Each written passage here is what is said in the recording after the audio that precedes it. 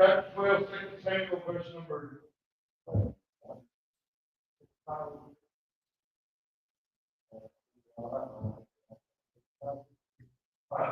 Okay, remember that. Chapter 12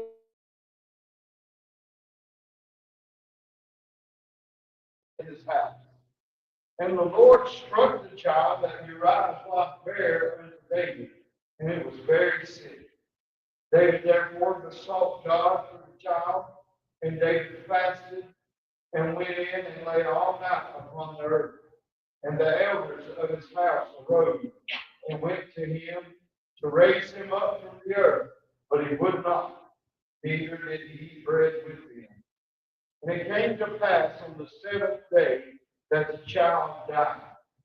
And the servants of David feared to tell him that the child was dead. For they said, Behold, while the child was yet alive, we spake unto him, and he would not hearken unto our voice. How will he then vex himself if we tell him the child is dead? But when David saw that his servant whispered, David perceived that the child was dead. Therefore David said unto his servant, Is the child dead? And they said, He is dead. Then David arose from the earth and washed and anointed himself and changed his apparel and came into the house of the Lord and worshipped. Then he came to his own house, and when he had required, they set bread before him, and he did eat. Then said his servants unto him, What thing is this that thou hast done?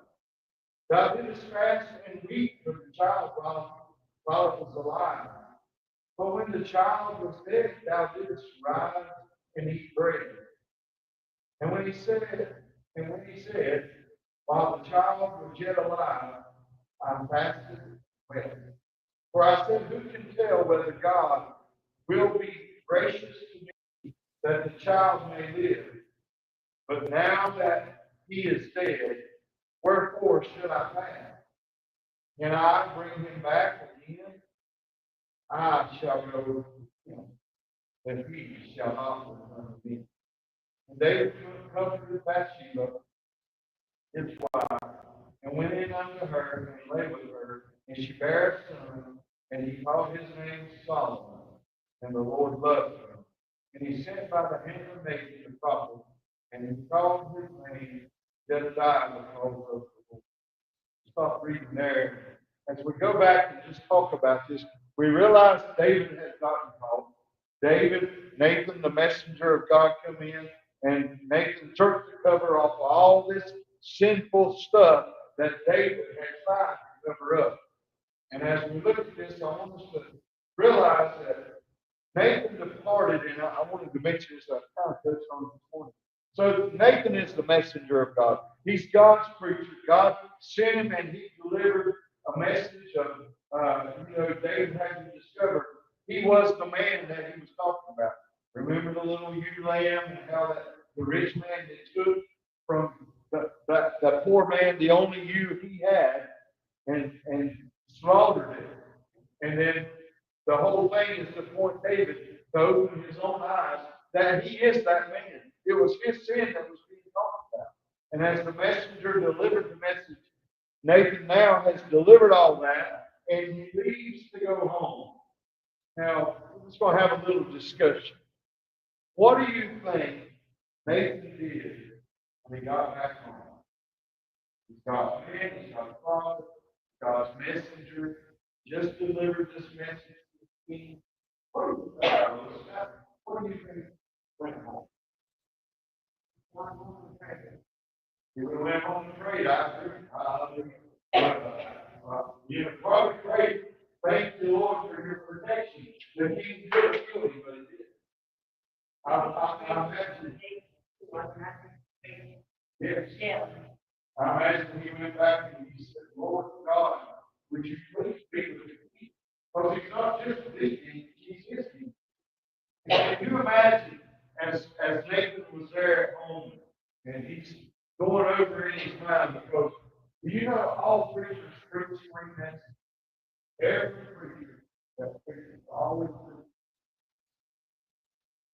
he preaches the message that he actually stood before the congregation. He preaches the message before that he knows that God has in him and that he preaches to God before he gets to it. And then, when he's on his way home, he's preaching the message that he wished he would have preached. He's filling in all the things that he forgot and all the places where he failed. And he just goes back and forth with it. So there's always three messages. But I want you to realize David is sitting there and he's probably praying for David because he realizes what's going to happen. There's going to be a baby get sick and die. And the sword's going to be put into David's family and it's going to be turned against him. Listen, the prophet don't never really enjoy delivering a message that he knows people are alive. As I thought about him on his way back home, because as soon as his work was done, he left. That's what persecution he did. And they departed unto his house. And the Lord struck the child and Uriah's wife, buried her and buried him. As soon as the message was delivered, here came the punishment.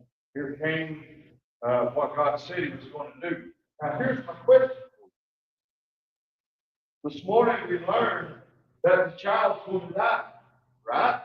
Well, God said, for your sin, this child will die, but you will live.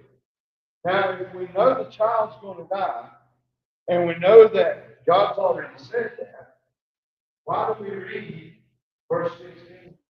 David therefore besought God for the child.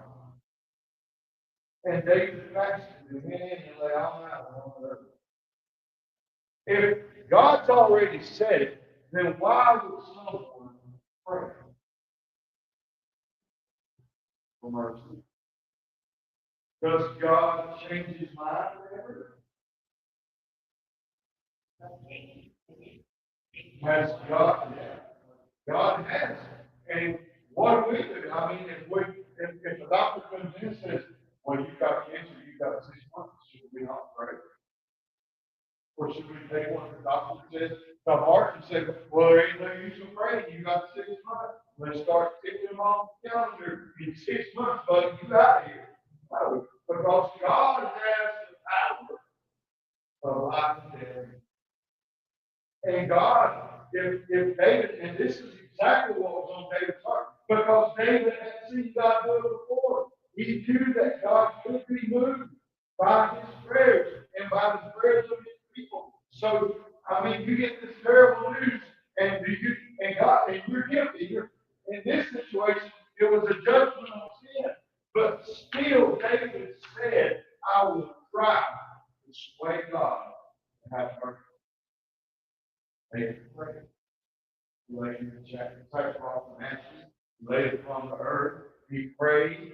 Maybe the news comes, the baby gets sick, and for 7 days, there he was, prostrated on the ground, fasting and praying, and begging God to have mercy on God. There is nothing wrong.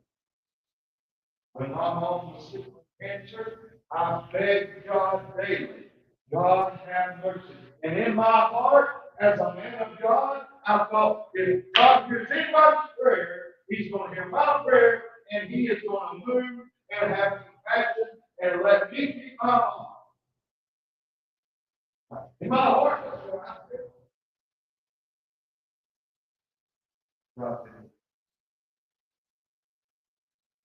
Now, I'm a sinner, and I sin like everybody else. I don't really quit when I do. I beat up, and I hope that it all happens very quickly.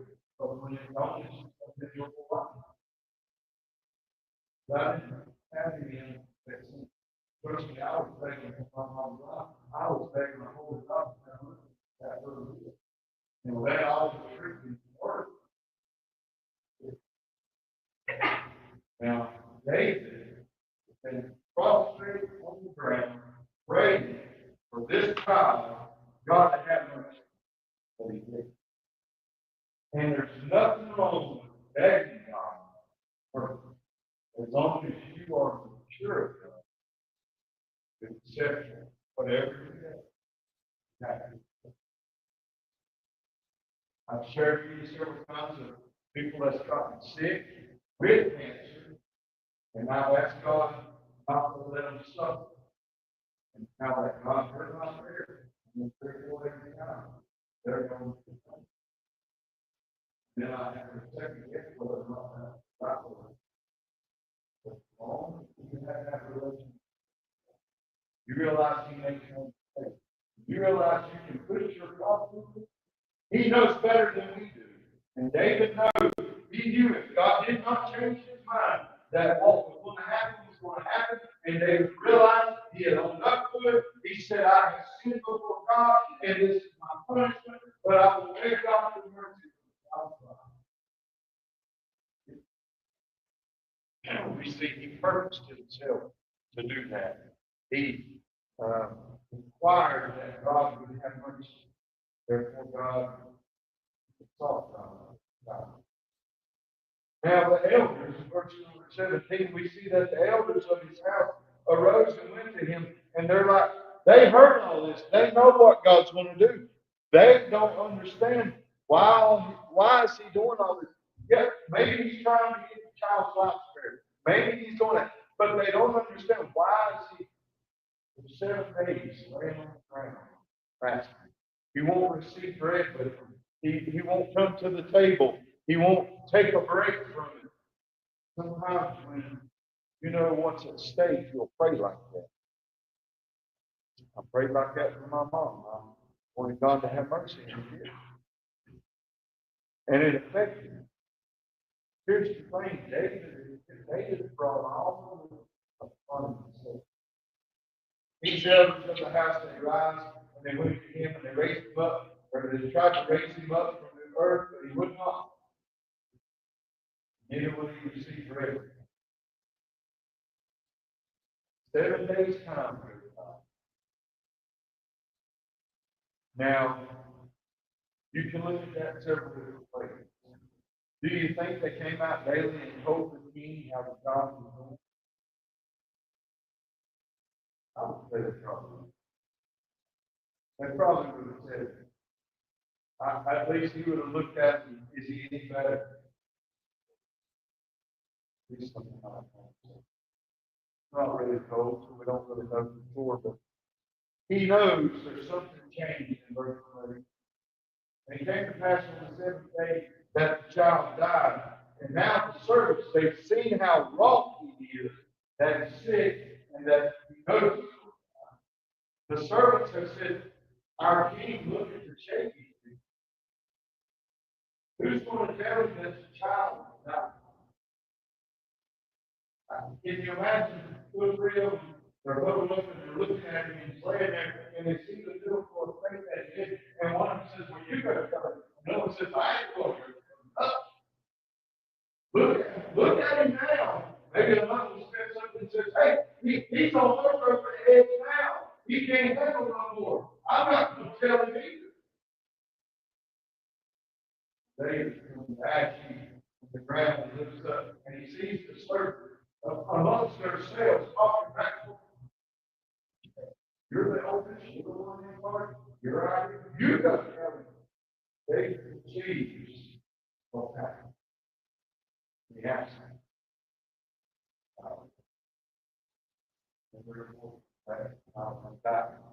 Now, David being the king, and to pass on the 7 days. Now, does anybody know anything about the numbers system in the Bible? Numbers represent. What's the number 7 represent?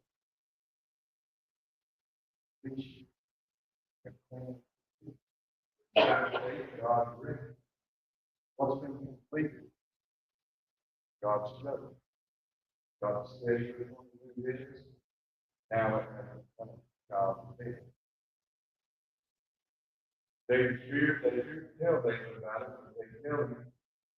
And then how does David respond? So when David saw his servant, David perceived that his problem was dead. Therefore David said unto his servant, Is the child dead? And they said, he is dead. They rose from the earth and washed and anointed himself and changed his apparel, came into the house of the Lord and worshiped. What I highlight that word, worship. You see, David has been begging God for mercy, trying to sway God to change his mind. But now God has not changed his mind. The death angel has come. This child is in heaven now. This child is with God. And David has got up, washed himself off. Worship. Now it's very possible. My mom passed. It's not about perfect path. I was the mom's boy, and I thought God, I thought God would heal her, that it would all be over. She'd come out on the other side, and we didn't have more time together. But when she put the hospice house, moving around, I got over there and I held her hand. She looked at me and she was worried about her son. She was worried about whether or not I would be able to get him on. And I confess to you that was part of the thing I realized God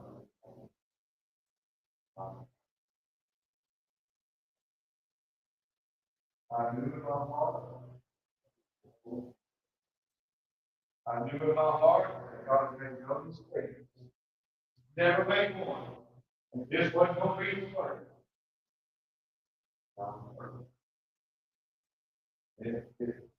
It pains me today to look back, maybe 3 months or 4 before I could even talk. I would be driving down the road, going to home late, and just start crying and bawling because of water. I went to church. I didn't quit going to church. I didn't go get drunk. And I didn't go act a fool. But it crossed my mind here. Well, this is how you're going to treat me, God. Why should I not just go out and be a fool? Praise be unto God. Because I've got a guilty fear of the Lord. And I do believe exactly what you want. So I didn't do that. But I was not very good driving.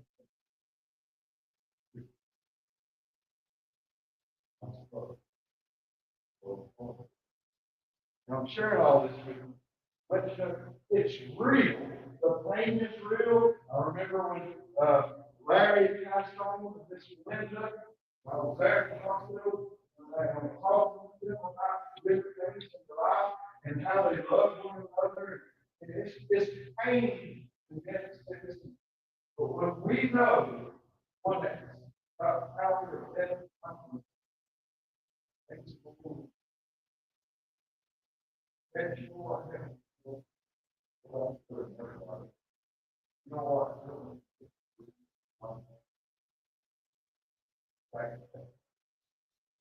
Mercy. She could have suffered, and went through treatment after treatment, and none of that stuff was helping. It was just making her more sick. So in mercy, death sometimes is a blessing. But what really helped me is my faith in Him. I'm giving it faith. It's what was precious. All that I know one day. The hope of heaven and the hope of glory started breaking through in my soul, and I realized that, yes, God, you took her. She's with you now, and Lord, why would I want to bring her back into this world? David gets up from the ash heap, he washes himself off, and he goes to the church house, and he worships his Lord. That's easy to say when you're not standing outside of the cemetery. That's easy to say when you everybody's healthy and everybody's happy. That ain't easy to do. Right? David gets up and goes. And now his servants are questioning, why? Why did you do that? They're perplexed about it. They don't know how to handle this. Why would he weep and beg God and pray? And then when the child is dead, he gets up and celebrates. Well, you know, the Bible teaches us that all the time. When a child is born, we're supposed to weep and cry. Because that soul is in the balance. But we know that this child went to be with God. God took this child. And heaven's going to be full of little babies that God took. You think about this. These servants didn't understand it. And David helped them. When David arose and washed and anointed himself, he went, he received bread, he worshiped the Lord, he did what he should have done. And in everything that goes on in our life, if we can learn to worship him when it's good, that's easy. But when everything's falling apart, we can force ourselves to the cross, to the foot of the cross, and look up to a Savior that gave himself for us and worship him. And you can get through it, don't matter what you can get through it. Verse 21 says, Then it said his servants unto him, What thing is this that thou hast done? Thou didst fast and weep for the child that was alive. But when the child was dead, thou didst rise and eat bread. He said, While the child was still alive, I fasted and wept. For I said, Who, or to highlight that verse, who can tell whether God be gracious to me that the child will they can do that they can suppose as long as they're correct. As long as the child has heart, they're exposed. And how many times in our life, in praying for one another, and praying for those in our family, we say there's just no hope for them. There is always hope until God calls them out. Don't stop praying. Don't give up. You may be one prayer away from swaying God that you may have mercy. Having faith that he's never made a mistake. Having faith that whatever he does, whether he lets life stay or whether he takes life away, he's still my God, and I'm going to worship him, and I'm going to serve him. It don't matter what happens. He's right, and if he takes them, we know where they're at, and we can go and join them. Just like David said, he said, the child will not come to me, but one day I will go to that child. How many times have we went to a cemetery? How many times have we had a funeral? And how many times have we had to walk away alone? But who was walking with our Savior, our God? When we get home, who's going to be there when all the food stops coming from the church family? When all the cards stop coming in the mail? Who are you going to have to be with you to help you get through this? The Holy Spirit of God in your heart. Carry you through. You said, preacher, how do you know that? How can you tell me that? Because I have been there, I have done that, and I have seen others do it, and that's the whole thing about the hope that we have. Our hope is not in this world. Our hope is outside of this world. My hope is in the Lord who gives life, who takes life. My hope is in the one who's never failed, and he's never going to fail you. If he's done it for others, he'll do it for you. So why doubt him? David said, now he said, verse 45, fast. Can I bring him back? I can fast until I die. But it ain't going to change the fact what God has done. He said, shall I go to him? But he shall not return to me. Yes, one day I'm going to see him. One day I'm going to see my dad. That's the hope about having the hope of heaven, the hope of glory. We're going to reunite, church family. We're going to be in heaven and things are going to be well. But those that don't have any hope, those that don't have God, have no hope. Never seen. Most of my funerals I've been to, in my family, got they were so alcoholic, drunks, cancer, cirrhosis of the liver, and I hated one. But you know, since I've been saved, I've become a part of God's church, I've become a part of God's family. Next door, I've been to churches. I've been to my home church. And there was our choir director passed away. And God moved in that service. I remember the family, they were rejoicing. I remember there was a cloud sitting down over the church pew, and we had church that day. It wasn't sad. We go outside, and in North Carolina, you know, it don't snow like it does here. But we went outside, and wheeled his body over to the ground, and put it in the ground, and some of the biggest snowflakes started falling, and it was just God visited with it. So, you know, it don't have to be a sad picture when somebody that loves the Lord is gone. Brother, wife, you love the Lord. You serve in the choir, you lead the choir. His family's still there to this day. And I told him, I said, I remember when your daddy passed away. He said, you do? I said, yeah. It snowed that day. It was like you. And I was crazy. Ain't no snow in June. I can't remember exact month it was. I mean, that's dream people. And I thought, that's my God. And actually, it's all going to be all right one day. And David, he got up and worshiped his Lord because he knew what God.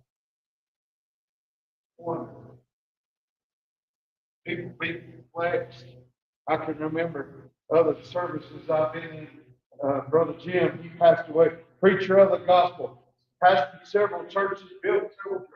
And his wife, Novella, I can remember her and I can remember that service. And it's amazing that God, in a time when you're sitting there and you're seeing that loved one, maybe 10 or 20 or 30 years, and you see them, they're up there, but you realize that ain't Jesus. You realize the whole love really wrong. And I've seen God so wrong.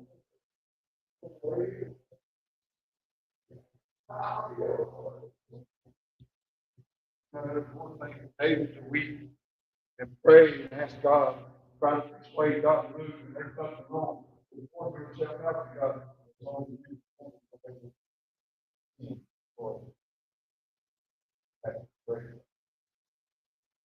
David went in and he went to Bathsheba, and his wife went into her and lay with her, and she married a son, and he called his name Solomon, and the Lord loved him.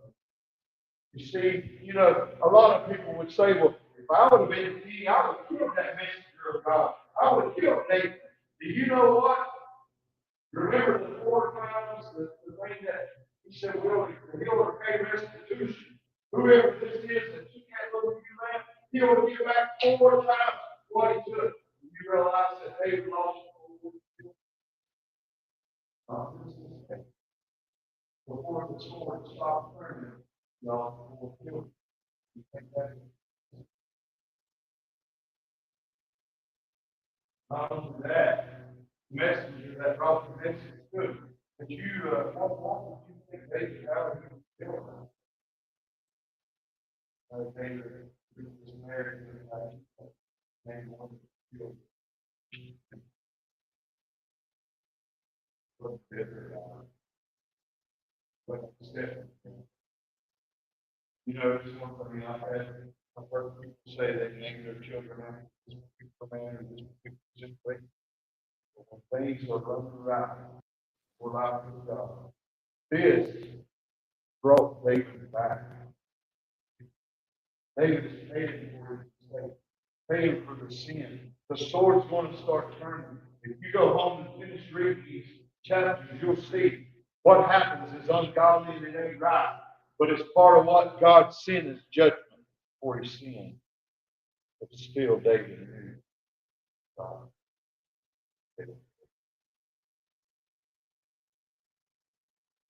I can't remember what all I had in my notes on the word of the king. When you sit down and you read this is one thing that I do remember. It's a reflection. The outside world that don't come. It's perplexing that somebody could go to a funeral service and that God can be there, God can show up. You can actually have celebration. That's what I want to ask. God takes me to when God takes me. I don't plan on living forever. You think my wife's down in New York, maybe you'll probably I'm gonna be old, I'm gonna be old. I'm already great, I'm great, it's 4 4. I'm like, wow, kid, right there. I'm forever. So I can have a problem. Wonder how we would look at somebody maybe that's so past, wife is past, they're good with what God's done. You know, a lot of times, thinking about Brother Bud in North Carolina, some years old, the last few years, more than you think, God, times, death brings person. Tired and so wore out from there, and then God steps in and says, "No, that's good."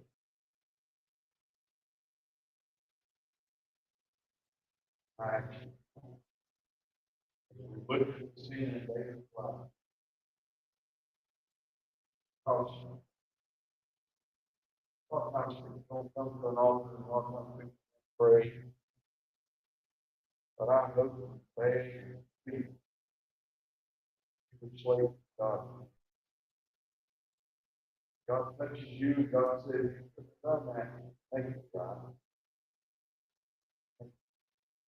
But you never know when your phone's going to ring, and on the other end, somebody is in a perilous time in their life.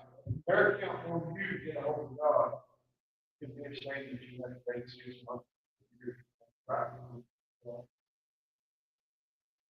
You have you get down and pray, you try to pray for somebody else, and God says, "Hey, wait a minute, what about this? You never took care of this." And hey, whoa, wait a minute, you forgot about this over here. Make you say,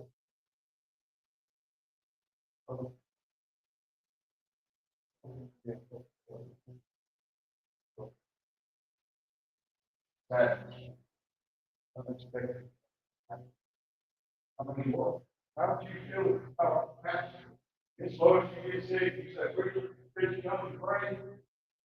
Well, I could come. God. Give me a couple hours, let me get my stuff squared away from God, or I come over and try to help you. And you're not going to yes, no, you're just want somebody to hold your hand. And there you say, "Preacher, it's come and say a word of prayer. I can see the Jordan, I can feel the cold water coming across. Did you come and pray for me? Oh, everybody loves me. I ain't got to God myself."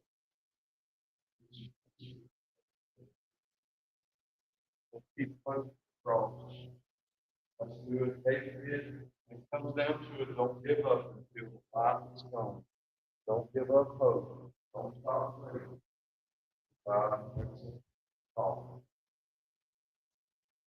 God makes that one.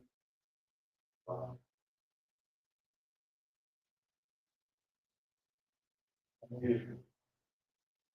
Thank you. The Bible is full of all kinds of stuff. Nobody really talks about or preaches about it. But some of it is so bad. If it's God's word, you just as well do it.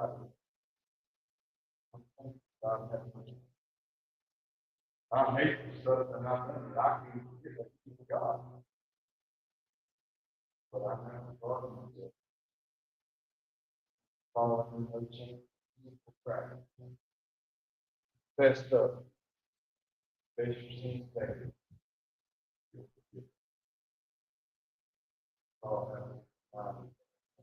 If you'd like to take a little bit of time right there where